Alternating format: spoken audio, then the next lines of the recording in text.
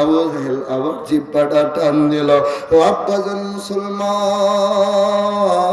হাবিব ইবনে যায়েদ জিহ্বাটা যখন টান দিল, এই দিকে খবর গেল পয়গম্বর আপনার আদরের সাহাবী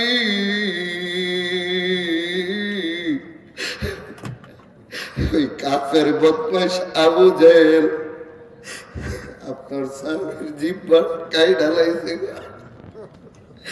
এইদিকে হাবিব নেজাদের জিহ্বাটা কেটে বলছে, আরে শুধু ফেলেই নাই, আবু জাহেল জিহ্বাটা এমন একটা কাঠের উপর রাখছে, কাঠের উপর রাখার পরে জিহ্বাটার মধ্যে আবু জাহেলের পা দ্বারা পাড়া দিছে। পাড়া দিয়ে বলে, রে যাই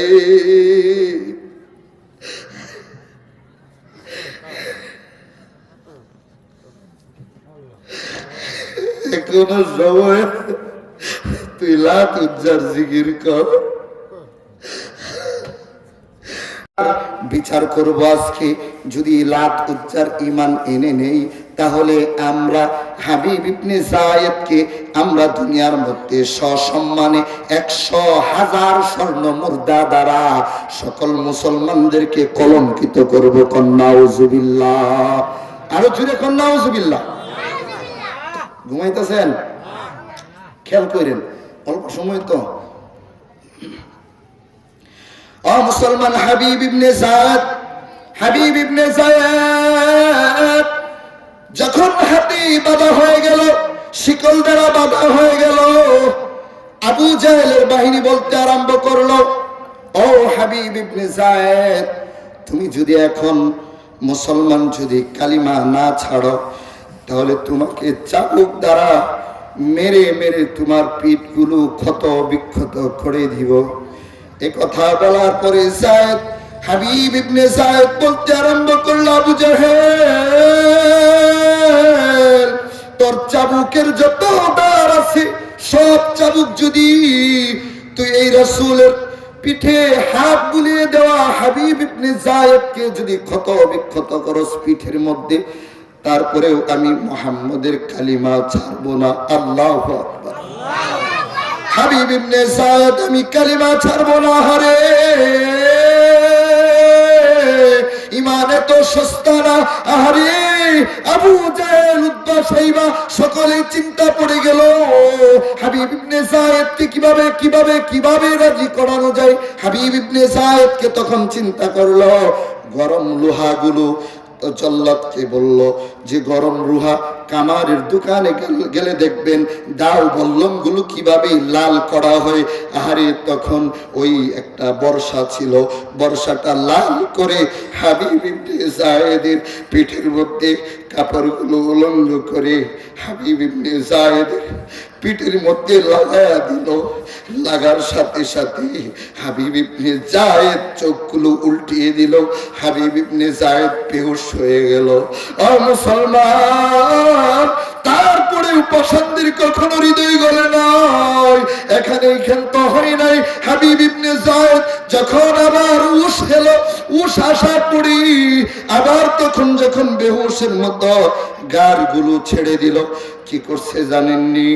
আবার একটা গরম শিক লইলেন। গরম শিক লয়া হাবিব ইবনে যায়েদ ছোট্ট সাহাবীর গলার নিচে দইরা উপর দিকে দিয়া বলতেছে, ও যায়েদ, হাবিব ইবনে যায়েদ, এখনো সময় আছে, মুহাম্মদের কালিমা ছাইরা দিয়া লাত উজ্জার পূজা কর, আমাদের সাথে চইলা আস, তাহলে আমি তোমাকে ছেড়ে দিব। হাবিব ইবনে যায়েদ বলতে থাকলো, আবু জাহেল, ও আবু জাহেল, তুমি যদি তোমার সমস্ত শক্তি দ্বারা, বাহিনী দ্বারা যদি আঘাত করো, হৃদয়গুলো ছিঁড়ে যদি চিবাইতে যদি মুহাম্মদের সামনে নিয়ে বলো, মুহাম্মদ, যদি মুহাম্মদ কি বলো, হাবিব ইবনে যায়েদের কলিজা, তারপরেও মুহাম্মদের দিল গলবে না, কারণ মুহাম্মদ সত্যের পথে আছে। এই কথা বলার পরেও আবু জাহেলকে বলতেছে, ও আবু জাহেল, আমি হাবিব ইবনে যায়েদ বলতেছি, তুমি পড়ো না কালিমা লা ইলাহা ইল্লাল্লাহ রাসূলুল্লাহ সাল্লাল্লাহু আলাইহি ওয়াসাল্লাম। ইমানের পাওয়ার দেখছেন হাবিব ইবনে যায়েদের? কথা কন, শুনছেন? ইমান, এটার ইমান বলে, এটার ইমান। মুসলমানদের সবচেয়ে দামি হলো ইমান। এই ইমান যদি আমার তোমার না থাকে, জিন্দিগির হায়াত কিচ্ছু হবে না রে বাপ। 360 দিনের জিন্দিগি তো শেষ হয়েই তো যাবে। কতদিন আগে ছোট্ট ছিলাম, এখন বাপ হয়েছি, সন্তানের বাবা হয়েছি, দাড়ি পাইকা গেছে, তারপরেও ইমান এখনো শক্ত করতে পারি না। আমার তোমার জিন্দিগির কি হবে? যে সম্পদগুলো রেখেই তো আমি 1 খণ্ড মাটির দ্বারাই আমার জীবনের সব আশা নিঃশ্বাস, আমার সব আলো বাতাস, ভালোবাসা, মহাব্বত, স্ত্রীর ভালোবাসা, সব কিছু তো সেখানেই ডুবাইয়া দিমু। 1 খণ্ড মাটি, যেই মাটি আমাকে বারবার ডাকতেছে, 1 খণ্ড মাটি দ্বারাই আমার তোমার জিন্দিগির সমস্ত আশা পূরণ হয়ে যাবে। 1 খণ্ড সাদা কাপড়ই তো আমার জীবন শেষ হয়ে যাবে। 1 খণ্ড খাট, যেই খাট মসজিদে আছে, আমি মসজিদে যাই না, খাট মসজিদে আমার বাড়ির পাশে দাঁড়িয়ে থাকবে। আহারে ইমান তো বলবেই, মসজিদে এমন তো হবেই যে এমুক তো দুনিয়া থেকে চলে গেছে, সকলেই বলবেন নিয়ত গেছে। আহারে বাপ, বেঁচে থাকা আশ্চর্য, মৃত্যু হয়ে যাওয়া আশ্চর্য না। মৃত্যু যে কোনো সময় তোমার আমার হতে পারে, বেঁচে যে আছি এটাই তো আশ্চর্য। কথা বলেন ঠিক কিনা? মুসলমান, ইমান কাকে বলে? হাবিব ইবনে যায়েদ, হাবিব ইবনে যায়েদকে যখন, এখানেই শেষ নাই রে মুসলমান, এখানেই শেষ নাই। হাবিব ইবনে যায়েদকে বলল, উতবা শাইবা আবু জাহেল বলতেছে, শুনছো নি কি বলে? আমাদেরকে তার প্রভুর ইবাদতের জন্য ডাক দে।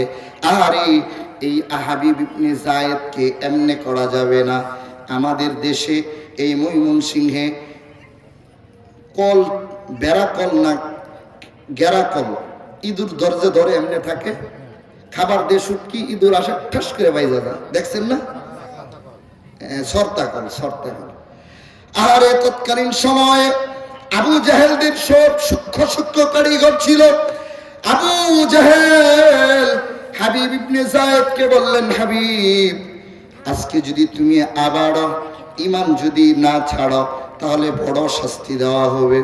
ও মুসলমান, হাবিব ইবনে যায়েদকে বলল, ও হাবিব ইবনে যায়েদ, তোমার মাথার মধ্যে এমন একটা জিনিস লাগানো হবে, যেই জিনিস দিলেই তুমি বারবার লাত উজ্জার পূজা করতে আরম্ভ করবা। কন্যা জুড়ে নাউজুবিল্লাহ।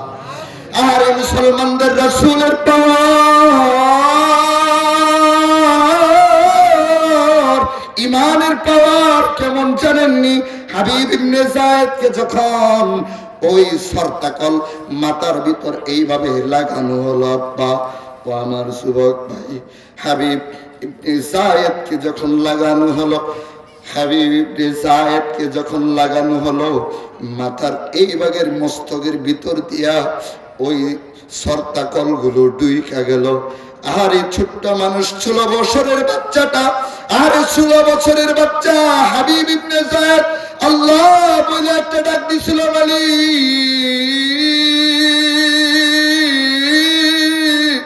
ও মালিক। হাবিব ইবনে যায়েদ ডাক দেওয়া দেরি, আল্লাহ পাক রব্বুল আলামিন রাসূলের কাছে জিবরাইল পাঠাইতে দেরি করে নাই। সুবহানাল্লাহ। হাবিব ইবনে যায়েদ বলতে আরম্ভ করলেন, আল্লাহ, শহীদ তো বানাই দিবা জানি, কিন্তু মৃত্যুর আগে আমারে বেঈমান বানায় দিও না। ও আল্লাহ, আমি আমার রাসূলের হাত মুবারক দ্বারা আমি চুম্মা খাইছি, আমারে আমার রাসূল ঠোঁট মুবারক দ্বারা কপালে চুমা খাইছে। আমার রাসূল হাত দ্বারা আমারে বুলায় দিয়া বলে, হাবিব, তুই যদি একটু বড় হস, তুই যদি একটু বড় হস, যুদ্ধের ময়দানে তুই আমার ডাল হয়ে দাঁড়ায় থাকবে। আল্লাহু আকবার। হাবিব, তুই যদি একটু বড় হয়ে যাস, ডাল হয়ে দাঁড়াবি আমার, আমি সেনাপতি হিসাবে থাকবো, তুই সেনাপতির ডাল হয়ে থাকবি। হাবিব ইবনে যায়েদ বলেন, ইয়া রাসূলুল্লাহ, যুদ্ধের ময়দানে উমর লাগবে না, খালিদ বিন ওয়ালিদ লাগবে না, আমি যদি হাবিব ইবনে যায়েদ যদি একটু বড় হয়ে যাই, সাথে সাথে উমর এবং আবু বকর এবং আবু বকর এবং খালিদ বিন ওয়ালিদের থেকেও আল্লাহ আমারে বেশি শক্তিশালী বানায় দিল। সুবহানাল্লাহ। হাবিব ইবনে যায়েদ বলতে আরম্ভ করলো, আল্লাহ জীবন তো নিবা, কিন্তু কালিমা থেকে বাহির সরায় নিও না। যেই কালিমা মৃত্যুকালে নসিব হয়ে যায়, যেই কালিমা বারবার পড়ি লা ইলাহা ইল্লাল্লাহ, যেই কালিমা দ্বারা ইসলামের প্রথম খুঁটি কথা বলে। ও মুসলমান, হাবিব ইবনে যায়েদ চোখের পানি ছাড়ে, আর এদিকে মাথার খুলি, পাগড়ির মতন মাথার খুলিটা উপর দিকে যেন উঠা যায়, আবার হাবিব ইবনে যায়েদের চক্ষুগুলো নিচের দিকে যায়, আরে এই চক্ষু দ্বারা রক্তগুলো হাবিব ইবনে যায়েদের এইভাবে বাইয়া বাইয়া পড়তেছে। আরে করুণ ইতিহাস, মুসলমান, কিছু মুসলমান তাকায় দেখে হাবিব ইবনে যায়েদের চক্ষু দিয়ে এইভাবে রক্ত পড়তেছে। তারপরেও হাবিব ইবনে যায়েদ হুঁশ হাসে বলে, ইয়া রাসূলুল্লাহ, নবী আমার, মনে হচ্ছে আমার কলিজা ছিঁড়ে যাচ্ছে। আরে নবী আমার কলিজা ছিঁড়ে যাচ্ছে। ইয়া রাসূলুল্লাহ, ইয়া হাবিবাল্লাহ, আপনি যদি হাবিব ইবনে যায়েদকে যদি দেখতেন, হয়তো আপনি বলতেন, হাবিব তুমি টেনশন করবে না, কমপক্ষে মৃত্যুর আগে, শহীদ হওয়ার আগে আগে আমি আমার রাসূলের চেহারা মুবারক দেখে হাসি মুখে মৃত্যুবরণ হয়ে যেত। সুবহানাল্লাহ। আরে জুড়ে বলেন সুবহানাল্লাহ, আরো জুড়ে আওয়াজ দেন সুবহানাল্লাহ, আবার বলেন না আল্লাহু আকবার। মুসলমান, হাবিব ইবনে যায়েদের চক্ষু দ্বারা রক্ত যখন বাহির হইতে আরম্ভ করলো, তখন লাত উজ্জার ইমান আনে না। এদিকে আবু জেহেল, উতবা, শাইবা আবারও চিন্তা করতে আরম্ভ করলো, আবারও গ্রুপ মিটিং বসলো, হাবিবকে আবার কেমন ভাবে শাস্তি দেওয়া যায়। ও মুসলমান, শেষ করে দিচ্ছে, কারণ আরো কিছু কথা আছে ইমানের। হাবিব ইবনে যায়েদ যখন পানি পানি করে চিৎকার দিতেছিলেন, তখন হাবিব ইবনে যায়েদের মাথার রক্তগুলো পানির পেয়ালার মধ্যে নিয়ে বলে, ও যায়েদ, ও হাবিব, তোর জন্য পানি নিয়ে আইছি, খা। কিন্তু হাবিব চক্ষু দিয়ে মেলে তাকায় দেখে রক্ত। হাবিব ইবনে যায়েদ পানিটা ছেড়ে দিলেন। আবু জেহেল বলতে আরম্ভ করলো, হাবিব ইবনে যায়েদ যদি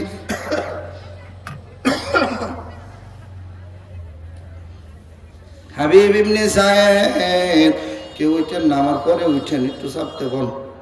হাবিব ইবনে যায়েদ, তুমি যদি এখন পানি করতে আরম্ভ করো, আমি তোমাকে পানি দিব, কিন্তু মুহাম্মদের ইসলাম ধর্ম তোমাকে ত্যাগ করতে হবে।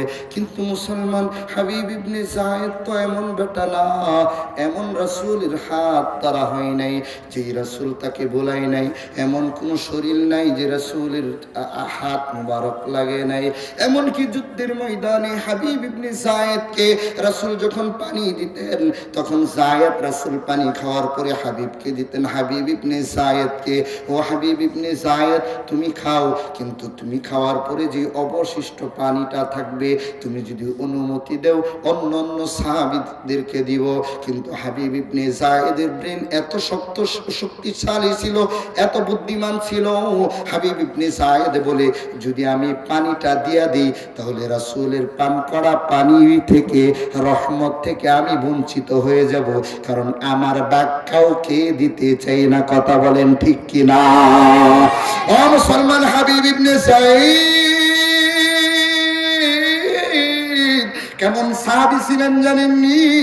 ঈমানের পাওয়ার কেমন ছিলেন? হাবিব ইবনে সায়েদের চক্ষু দ্বারা রক্তের পানি পড়তে আরম্ভ করলো। তখন আবু জাহেল উতবা শাইবা বলল, না রে না, এভাবে কাজ করলে হবে না, হাবিব ইবনে সায়েদকে অন্যভাবে শাস্তি দিতে হবে। এইদিকে কুলাঙ্গার আবু জাহেল উতবা শাইবা চিন্তা করলো হাবিব ইবনে সায়েদকে কিভাবে শাস্তি দেওয়া যায়। পরামর্শ হলো যে হাবিব ইবনে সায়েদের ডান ঠ্যাংটা কেটে দেওয়া হবে। ও মুসলমান, সাথে সাথে তরোয়াল নিয়ে আসছে, হাবিব ইবনে সায়েদের ডান পাউডা কেটে দিছে। নাউজুবিল্লাহ, আরো জোরে নাউজুবিল্লাহ, আরো জোরে নাউজুবিল্লাহ। হাবিব ইবনে সায়েদের ডান পাউটা যখন কেটে দিল, হাবিব ইবনে সাইদ আল্লাহর ডাক দিল, মালিক, ও মালিক, তুমি কি দেখো না কাফেররা অত্যাচার করে? মালিক, তুমি সাক্ষী থাইকো, আমাকে যতই আঘাত করা হয়, কিন্তু তোমার দ্বীন ইসলাম, তোমার ধর্ম, রাসূলের ভালোবাসা থেকে আমি হাবিব ইবনে সাইদ এক পা পিছু ফিরবো না। কোন সুবহানাল্লাহ। হাবিব ইবনে সায়েদ যখন ডান পাওটা কেটে দিল, আরে জীবিত মানুষের ডান পাও কেটে দিলে কেমন লাগবে আব্বা? জীবিত মানুষের ডান পাওটা কেটে দিলে কেমন লাগবে? কয়েকদিন আগে অ্যাক্সিডেন্ট হয়েছিলাম, এই যে বাম হাতের আঙ্গুল একটা বাড়ি খাইছিলাম, বাড়ি খাওয়ার সাথে সাথে আমি কুমিল্লা মেডিকেলে ছিলাম। যাওয়ার পরে ট্রিটমেন্ট করলো, ভালো হয়ে গেল 1 ঘন্টার ভিতরে। এই জীবিত মানুষের ভিতরে একটা রড লাগছে, সাধারণ রড লাগার পরে অজ্ঞান হয়ে গেলাম আমি।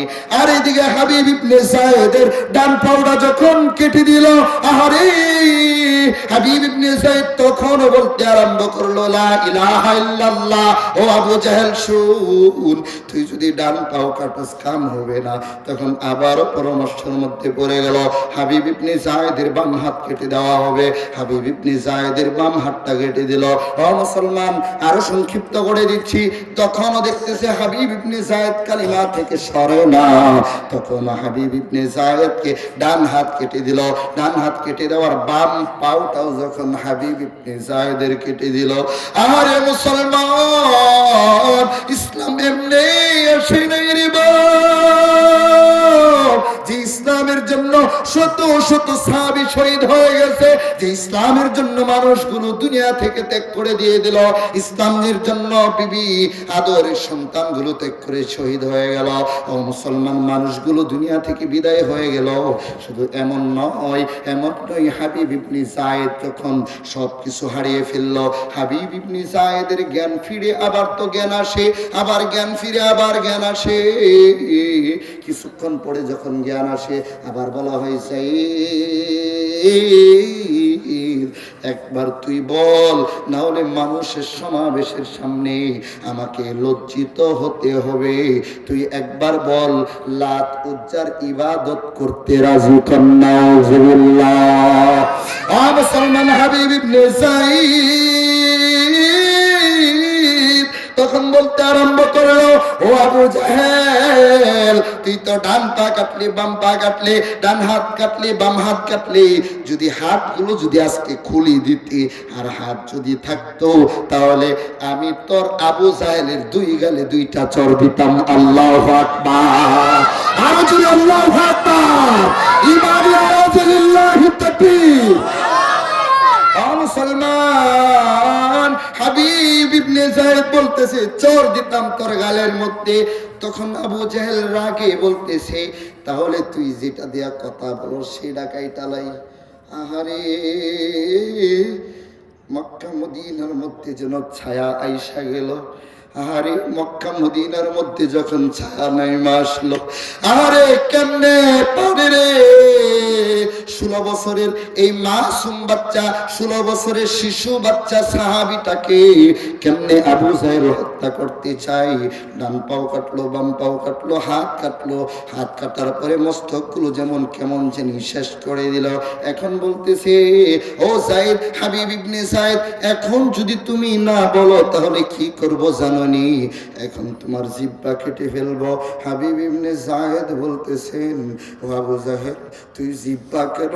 তুই নে আমার কলিজা শির, কলিজা শির, তুই আমার কলিজা হাতে নিয়ে যদি কলিজাটা তুই যদি চিবান দে,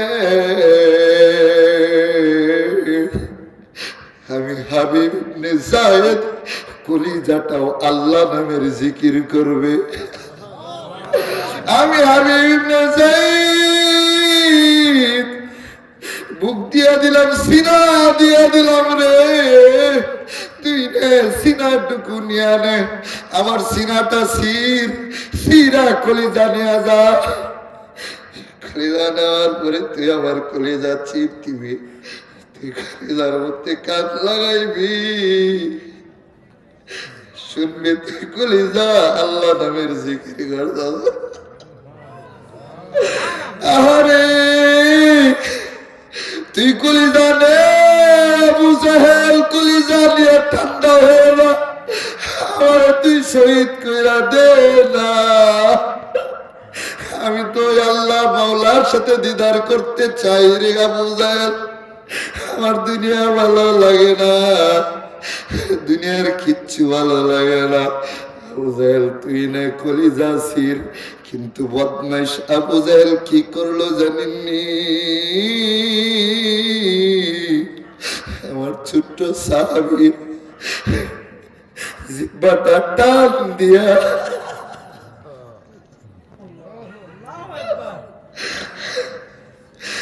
হাবিব ইবনে যায়েদের জিহ্বাটা টান দিল। ও আব্বাজান জিহ্বাটা টান দিয়া গলার নিচে নামায় এলো, জিহ্বাটা টান দিয়া বলে রে যায়েদ এখনো সময় আছে রে, মুহাম্মদের কালিমা ছায়া তুই লাত উজ্জার ইবাদত কর, কমপক্ষে তোর জিহ্বাটা বাইসা যাবে। হাবিব ইবনে যায়েদ বললেন তুই জিহ্বাটা ছাড়, ইশারা দিয়া বলতেছে জিহ্বা ছাড়, জিহ্বা ছাড়। তুই যদি জিহ্বাটা ছাড়স আমি কথা বলতে চাই। আবু জাহেল মনে করলো মনে হয় লাত উজ্জার বিষয়ে কথা বলবে, জিহ্বাটা তখন ছাড়লেন। হাবিব ইবনে যায়েদ জিহ্বাটা কথা বলতে পারে না, বলে রে আবু জাহেল এই জিহ্বাটা জিকির করতেছে আমার মাওলা, এই জিহ্বাটা জিকির করে মাওলা। আবু জাহেল দুনিয়ার সমস্ত কিছু শাস্তি যদি আমাকে দেয়, আমি হাবিব ইবনে যায়েদ এই আল্লাহর করা জিকিরের জিহ্বাটাও যদি কেটে ফেলাস, আমি তো বলছি কলিজা নে, তারপরেও আমি হাবিব ইবনে যায়েদ আমি ইসলাম থেকে সর্বনাশ। হাবিব ইবনে যায়েদের কথা শোনার পরে হাবিব ইবনে যায়েদের জিহ্বাটা কাটার পরে জিহ্বাটা কেমন জানি ফাল পড়তেছে, আর হাবিব ইবনে যায়েদ দুনিয়া থেকে বিদায় নিয়ে শহীদ হয়ে গেছে। আরে হাবিব ইবনে যায়েদের জিহ্বাটা যখন আমার নবীর হাতের মধ্যে নিয়ে গেল রে, হাবিব ইবনে যায়েদের জিহ্বাটা যখন হাতে নিল, নেওয়ার পরে যখন রাসূল দেখলো, রাসূলের চোখের পানি ছেড়ে দিয়ে বলে আল্লাহ একবার জোরে ডাক দেন না মাওলা রে আল্লাহ, আর জোরে ডাকলেন না আল্লাহ। ও হাবিব ইবনে যায়েদ তুমি জান্নাতে গেছো, তুমি যেমন ভাবে দুনিয়াতে আমার কোলের মধ্যে লালিত পালিত হয়েছো, আমি নবী ঘোষণা দিয়ে দিলাম জান্নাতে তোমাকে এর থেকেও বেশি সুন্দর বানাইয়া জিহ্বার মধ্যে এত সুস্বাদু দিবে, সকল মানুষের থেকেও বেশি সুস্বাদু তোমার জিহ্বার মধ্যে দেওয়া হবে। সুবহানাল্লাহ। কেমন ছিল ঈমান, কেমন ছিল হাবিব ইবনে যায়েদের ঈমান। আরে মুসলমান, আর আমাদের ঈমান ফজরের ঠান্ডা পানি দিয়া ওযু বানানো লাগবে দেখা নামাজে আসি না, ফজরে ঠান্ডা পানি দিয়া ওযু বানানো লাগবে দেখা ফরজ গোসল করা লাগবে দেখা গোসল পর্যন্ত করি না। কথা বলেন ঠিক কিনা? ও হাবিব ইবনে সায়েদ হাফেজ ছিল, তারা ভাবছিল কোরআনের হাফেজকে শেষ করে দিবে। যদি আগুন লেগে ধ্বংস হয় পৃথিবীর বইয়ের দোকান, তো বিশ্ব থেকে হারাবে না পবিত্র কুরআন, বিশ্ব থেকে হারাবে না পবিত্র কুরআন। সবে যদি আগুন লেগে ধ্বংস হয় পৃথিবীর বইয়ের দোকান, তো বিশ্ব থেকে হারাবে না পবিত্র কুরআন, বিশ্ব থেকে হারাবে না। কি করে পূর্বে কোরআন, কি করে পূর্বে কোরআন আগুনের তেজ, আছে বিশ্ব জুড়ে লক্ষ লক্ষ কোরআনী হাফেজ। ঠিক না? আছে বিশ্ব জুড়ে লক্ষ লক্ষ কোরআনী হাফেজ। পাকিস্তানের সামরিক শাসক মরল বিমান দুর্ঘটনায়, তার বিমান পুড়ে ছাই হয়ে যায়, কোরআন পুড়ে নাই। আল্লাহু আকবার। তার বিমান পুড়ে ছাই হয়ে যায়, কোরআন পুড়ে নাই। যেমন ছিল তেমনই আছে, একটি পাতাও হয়নি শেষ, আছে বিশ্ব জুড়ে লক্ষ লক্ষ কোরআনী হাফেজ। ঠিক না? এই বাংলার জমিন থেকে এক একটা নাস্তিক ধরতে হবে, বাংলার জমিন থেকে রাসূলের বিরুদ্ধে কথা বলবে ধরতে হবে, চিহ্নিত করতে হবে, প্রশাসনের হাতে তুলে দিতে হবে। যদি সেটাও যদি বিচার না হয়, জনগণ তাকে ফাঁসি দিয়ে হত্যা করে নবীর দুশমনকে বাংলার জমিনকে পাক ফাঁক করে দিবে। কথা বলেন ঠিক কিনা? এটা মুসলমানদের ইমানি পাওয়ার, শাহজালাল রহমতুল্লাহ আলাইহির ইমানি পাওয়ারের জমিন, শাহ মাখতুমের ইমানি পাওয়ারের জমিন, হাফিজজির ইমানি পাওয়ারের জমিন। আমার আব্বা জান শ্বশুর আব্বা ফজলুল হক মুফতি আমিনী রহমতুল্লাহ আলাইহি ব্রাহ্মণবাড়িয়ার জমিনের, এই ব্রাহ্মণবাড়িয়ার জমিন থেকে ইসলামের ডাক প্রথম দেওয়া হয়। ব্রাহ্মণবাড়িয়া ইসলাম জামিয়া ইসলামী থেকে ইসলামের আন্দোলন, ইসলামের সুশিক্ষা, ইসলামের শাসন ব্যবস্থা, ইসলামী আলোচনা, ইসলাম বিরোধী কাজ যারাই করে। কিছুদিন আগে এক নাস্তিক সূরা ফাতিহার অপব্যাখ্যা করেছিল, পরই তাকে এমন ধুলাই করা হয়েছিল, সে সূরা ফাতিহার অপব্যাখ্যা থেকে শুদ্ধভাবে পড়ে তওবা করে কালিমা পড়ে মুসলমান হয়ে গেছে। সুবহানাল্লাহ। মুসলমান শেষ করে দিচ্ছি, কারণ আমার হুজুর এসে গেছেন। হুজুরকে কষ্ট দিলে বুঝিনি তো, অসম্মানিত এলাকাবাসী আর চাষটলে কত থাকবেন? এখন ঢুকেন, হুজুর আইসা গেছে। আমার সাবেক পাকিস্তানি হুজুর আইসা গেছে, হুজুরের সুমধুর কণ্ঠ শোনার জন্য